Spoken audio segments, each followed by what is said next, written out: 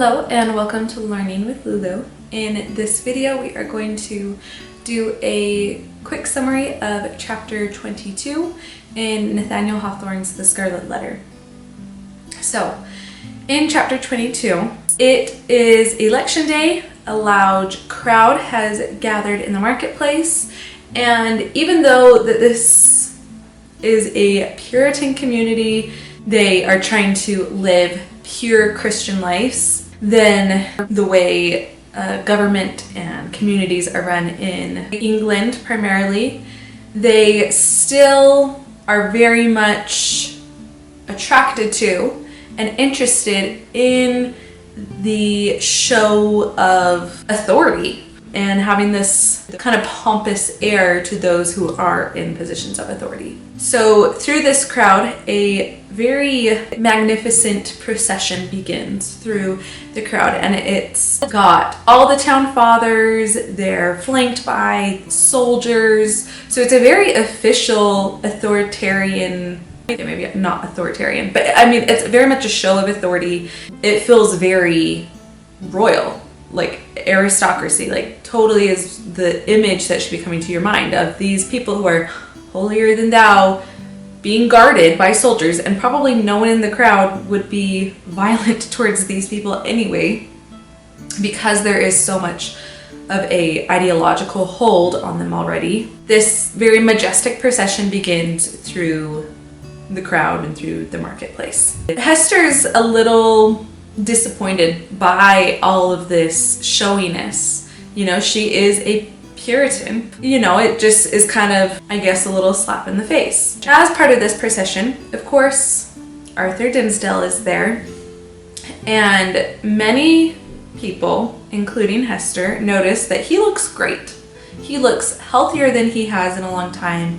His countenance is lighter. And remember that it's not only perhaps that he's made this decision to be this new person and he's going to run away with the woman, possibly, I'm not going to say this for sure, but probably the only woman that he's ever really had intimacy with. There's that, but also he stopped taking the drugs from Roger Chillingworth that Roger was secretly like poisoning him with, making him sick with, under the guise of trying to help him and heal him. Another crucial person who notices that Dimmesdale is looking way more energetic, way healthier, is his biological daughter, Pearl.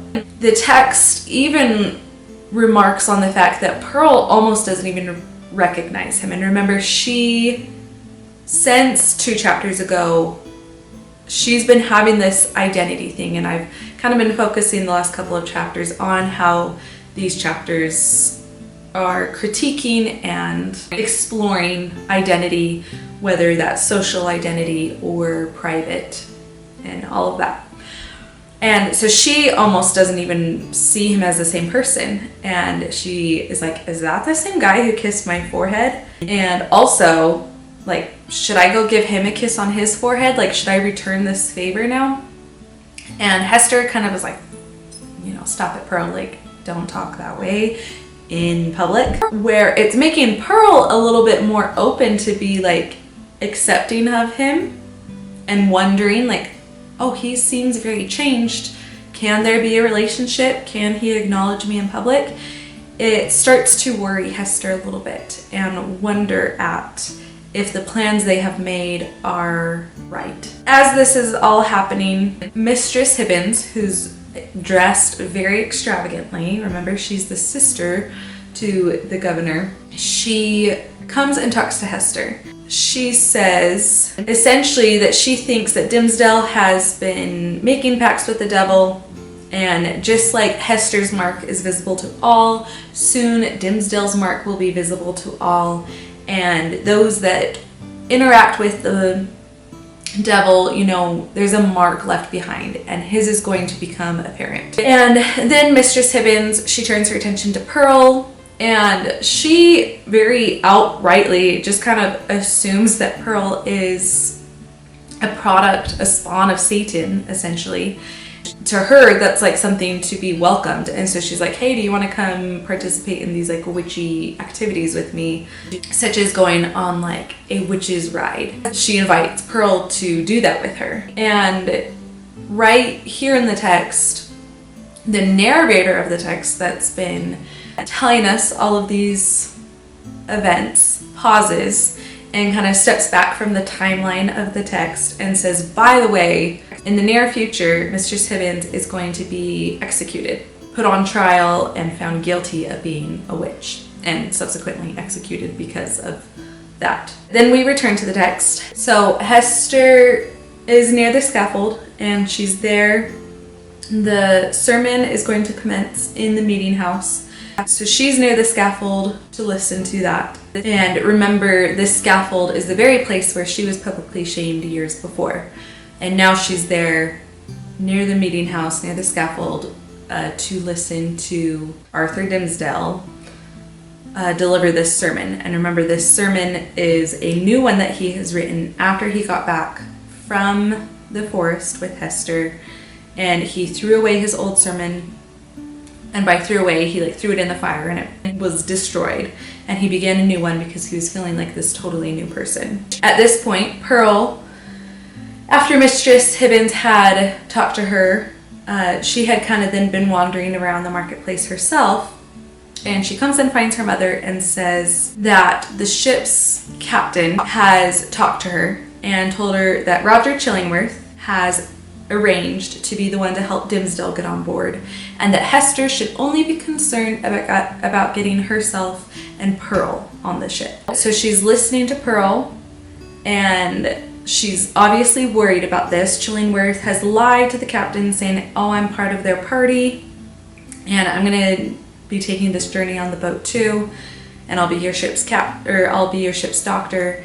And now he's even taken it a step further to be like, oh, I will make sure that Arthur Dimmesdale gets on the boat. You know, I'm gonna be with him at that point. So make sure Hester is only concerned with getting herself and Pearl on the boat.